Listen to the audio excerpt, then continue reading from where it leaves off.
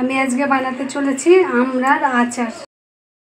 High বন্ধুরা, নতুন একটা রেসিপি নিয়ে ফিরে এলাম। আমি আজকে আমড়া দিয়ে রেসিপি করব, তাই আমি এখানে নিয়ে নিয়েছি বড় বড় দেখে আমড়া। আমি আমড়াগুলোকে সুন্দর করে ছাড়িয়ে নিয়েছি, একটু কড়াতে জল দিয়ে দিয়েছি। এবার আমি আমড়াগুলোকে জলের মধ্যে দিয়ে দেবো, একটুখানি ভাপিয়ে নেব। অল্প করে একটু লবণ দিয়ে দেবো, এবার একটু ঢাকা দিয়ে দেবো। আমি ঢাকনাটা খুলে দেখবো আমড়াটা সেদ্ধ হয়ে গেছে। এবার এখানে নিয়ে নিয়েছি কিছুটা তেঁতুল, ভিজিয়ে রেখেছি জলে।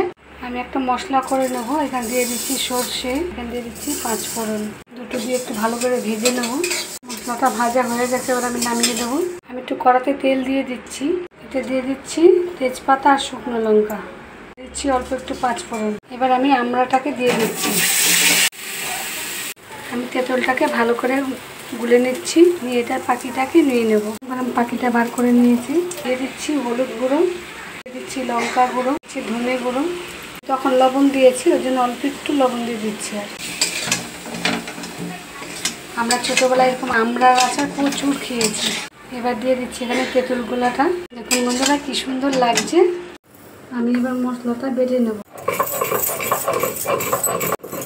আমার বাটা হয়ে গেছে। এবার আমি মিষ্টিটা দিয়ে দেবো। এই কাপ মেপে 1.5 কাপ মিষ্টি দেবো, বেশি দেবো না।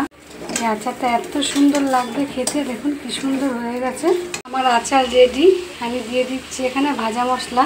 এত সুন্দর সেন্ট ছেড়েছে ভাজা মশলাটা দিয়ে, দেখুন কি সুন্দর হয়েছে।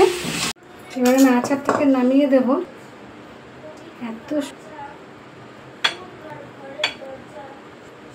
আমার আমড়ার আচার যদি ভালো লাগে অবশ্যই লাইক, কমেন্ট, সাবস্ক্রাইব করতে ভুলবেন না।